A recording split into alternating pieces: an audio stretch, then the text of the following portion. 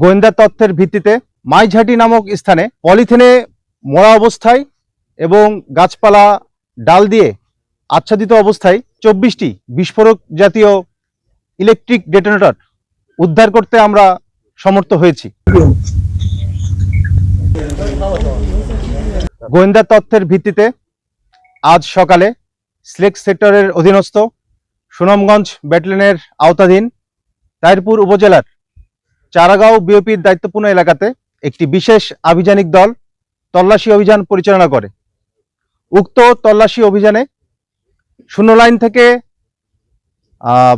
প্রায় 30 গজ বাংলাদেশের অভ্যন্তরে মাইঝাটি নামক স্থানে পলিথিনে মোড়া অবস্থায় এবং গাছপালা ডাল দিয়ে আচ্ছাদিত অবস্থায় টোটাল 24টি বিস্ফোরক জাতীয় ইলেকট্রিক ডেটোনেটর উদ্ধার করতে আমরা সমর্থ হয়েছি।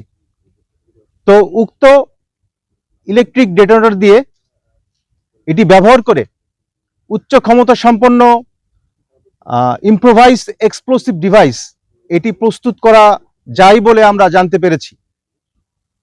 তো দেশের যে বিদ্যমান স্থিতিশীল পরিস্থিতি এটি অস্থিতিশীল করার জন্য এবং অরাজকতা সৃষ্টির উদ্দেশ্যে চোরাচালানের মাধ্যমে এই ধরনের বিস্ফোরক জাতীয় দ্রব্য বাংলাদেশের অভ্যন্তরে ঢুকেছে বলে আমরা ধারণা করছি।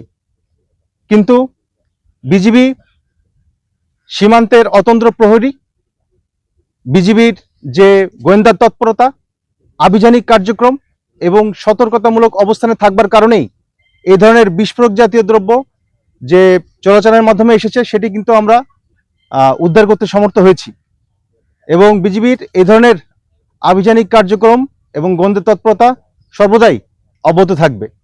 এই উদ্ধারকৃত যে ডেটোনেটরগুলি এটি আইনানুগ ব্যবস্থার মাধ্যমে প্রয়োজনীয় কার্যক্রম প্রক্রিয়াধীন রয়েছে।